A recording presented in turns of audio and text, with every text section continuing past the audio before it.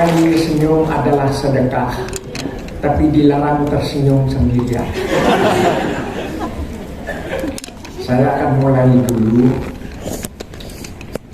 Saya akan memulai, aku yakini dengan ucapan seorang penyair Libanon, namanya Elia Abu Madi.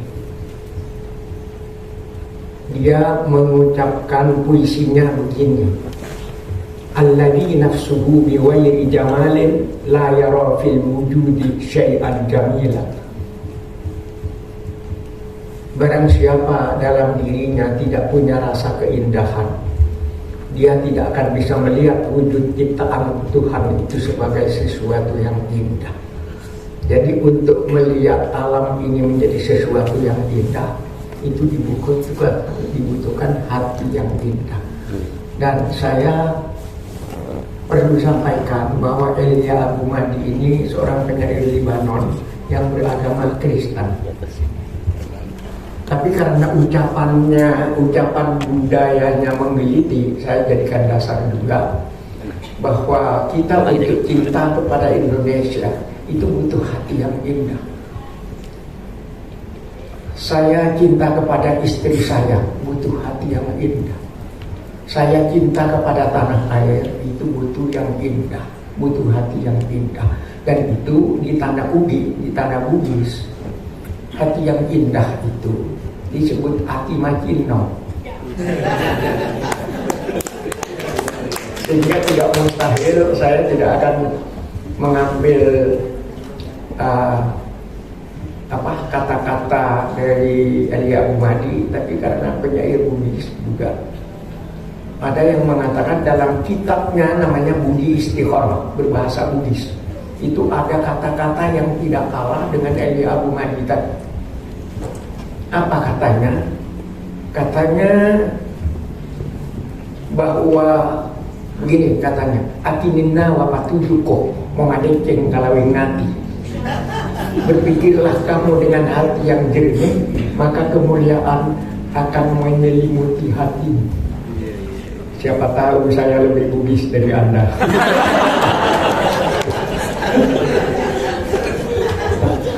Jadi ketika berbicara hati Macino itu, ketika dicoba kita apresiasi dan agak mendalam sedikit, orang yang punya hati Macino itu tak punya waktu untuk membenci orang lain, tak punya ruang dalam hati untuk mengucapkan kata-kata kotor, bahkan tak terbersit keinginan untuk menyakiti orang lain.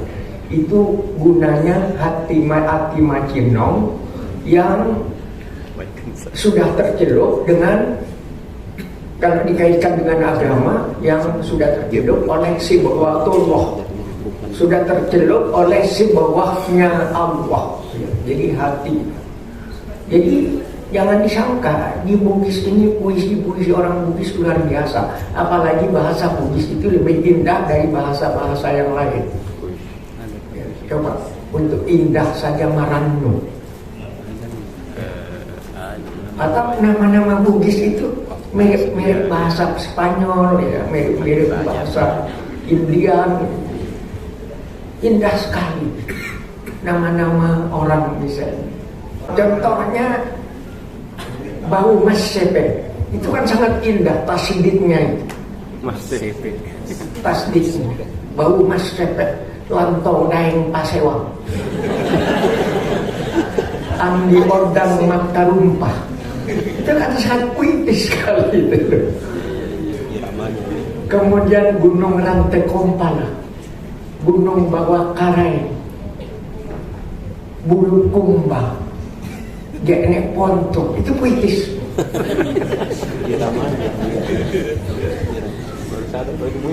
Jadi di sini sebenarnya merupakan sumber keindahan. Saya 86 itu sudah keliling bersama Pak Andi Makmur Maka itu, sampai diajak ke Parepare, sampai ke Cambah, ke kalau Bantimurung dekat lah, sampai ke Bulukumba, ke Pantai Gira. Dan saya melihat bagaimana integritas pemuda-pemuda Bugis yang akan kawin itu sebagian yang menjaga integritasnya, untuk uang panaiknya itu harus cari sendiri. Ya, sehingga ada anak yang ikut jadi anak perahu berlayar sampai ke Malaysia berkali-kali untuk mengumpulkan uang panai. Dan saya menggambarkan anak ini sebagai pahlawan, paling tidak untuk dirinya sendiri. Jadi setelah tiba di baratnya Pontianak, antara Pontianak dengan Singapura itu, anak ini menyanyi. Tertulislah puisi namanya Lagu Laut. Bunyinya begini: sampaikanlah salamku wahai kekipak laut, pada bumi bugisku yang hangat. Perahuku teramat jauh kini berlayar, ku tembangkan siul di tengah jerit lautan. Dan langit tempat melukis hati gadisku, di mana saja sama birunya, karena kesetiaan perlu diuji oleh jarak, topan, dan cakrawala.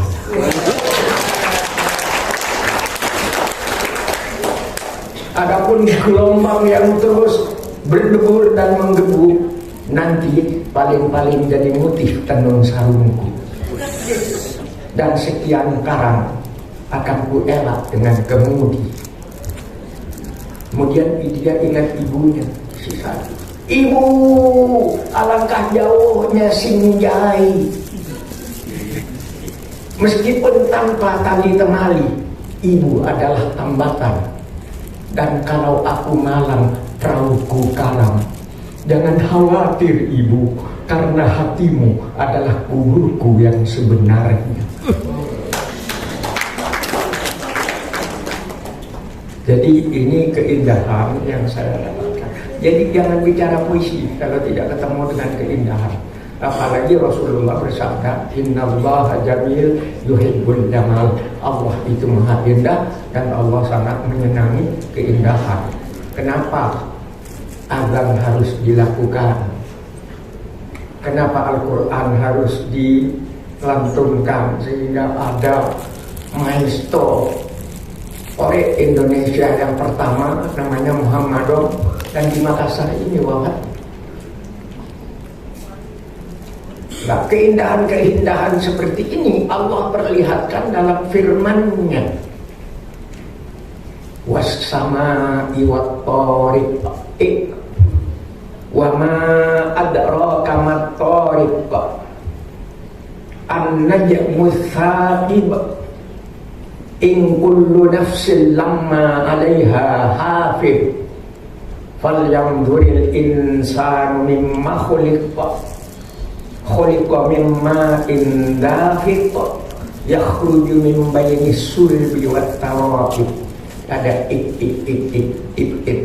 itu Allah sendiri berfirman sangat indah. Cuma terjemahannya kadang-kadang yang tak memenuhi keindahan. Coba terjemahannya sedikit puitis. Was-sama'i wat-thariq, demi langit dan kejora malam. Tahukah kau kejora malam? Ialah bintang yang menembus kelam. Jika setiap yang bernyawa merasa ada penjaganya, baiklah manusia itu berpikir dari apa ia diciptakannya. Manusia diciptakan dari air lata yang mengalir antara sela iga dan tulang dada. Subhanallah, Allah berfirman dengan bahasa yang indah. Jadi berbicara yang indah itu menjadi penting. Jadi kakek moyang kita di Bugis ini dulu yang pertama kali menciptakan bahasa itu punya hati yang indah. Kalau tidak mungkin ada nama-nama yang indah, ada kata-kata yang indah. Sehingga orang Bugis sendiri itu kalau mau menulis puisi dalam bahasa Indonesia mungkin kesulitan. Ini hanya itu. Kenapa? Karena bahasa Bugis itu lebih indah dari bahasa Melayu. Coba dari pantai-pantai Rosai. Jadi Keindahan itu menjadi penting karena nanti akan tercermin keindahan hati, keindahan pikiran, akan menjadi keindahan tingkah laku. Makanya orang Bugis itu berusaha untuk mempersamakan apa yang dia ucapkan, dia pikirkan dengan perbuatan. Sehingga ada kata-kata adai minato tahu mulai tagalu rupai tajanji. Kita disebut manusia karena kata, yaitu kesamaan kata dengan perbuatan kita. Dan rupai tajanji, menepati janji. Jadi ketika kita berbicara bagus, tetapi perbuatannya ternyata tidak,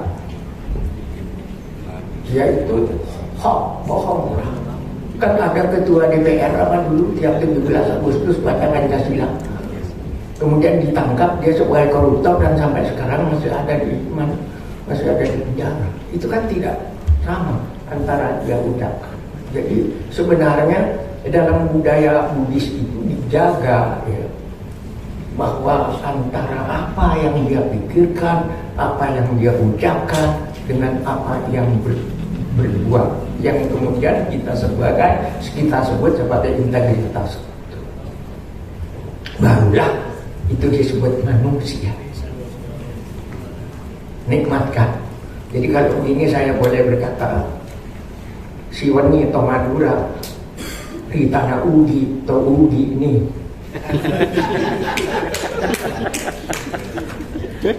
Nah, jadi kenapa saya bisa begitu? Kemungkinan besar semua teman-teman termasuk Husni Jamaluddin, kemudian Gerson Poik dan beberapa orang, saya ini dicurigai keturunan Bugis yang mengalami atavisme. Atavisme itu munculnya nilai-nilai tua yang sudah habis beberapa generasi di Madura ini kemudian muncul. Karena begini, di Madura itu ada pulau namanya Giliang, yang kayak di sini kira-kira sama dengan Samalona atau lain-lain lah, tapi lebih besar, 2 desa. Namanya Pulau Giliang, yaitu tempatnya oksigen terbaik nomor 2 di dunia. Dari rumah saya hanya 9 kilo, kemudian kira-kira 4 kilo di pulau itu. Dan itu oksigen nomor 2 terbaik di dunia. Kepala desanya yang pertama pada tahun 1910 namanya Daeng Masale, masa orang Madura. Dan saya sengaja bawa ke sini seorang putra Pulau Kangean, ya, namanya Samsul Arifin. Tolong berdiri Samsul Arifin. Ya. Itu generasi ketiga dari orang Mandar yang ke Pulau Kangean, ke Madura. Jadi beliau itu dari selatannya Mamuju itu, apa namanya? Malunda, dari Malunda. Jadi orang-orang di Kangean itu sebagian berbicara bahasa Madura, tapi logatnya Bugis, logatnya Mandar. Kan biasanya orang Madura kalau bicara, kalau meniru Kabir itu kan begini, kapan kamu mau kapan mau kembali ke Madura, kan begitu. Tapi di sana orang Madura kapan mau kembali ke Madura? Dia sampai siapa dia sama dulu. Itu kan sama dengan logat Bugis. Kapan Anda yang mau kembali ke Madura? Kira-kira.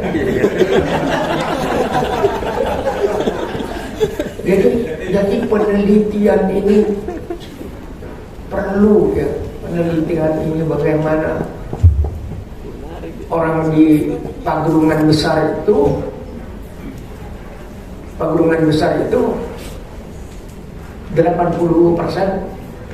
itu orang Mandar. Kemudian di Pagerungan kecil 85% itu orang Bugis yang membuat perahu replika Borobudur yang sampai berangkat ke Vancouver ke Kanada. Jadi ini kesinambungan hati ketika kita menggunakan budaya Kita ada kecurigaan, pertengkaran, adu domba, tidak akan ada. Yang mengadu domba kita itu politik.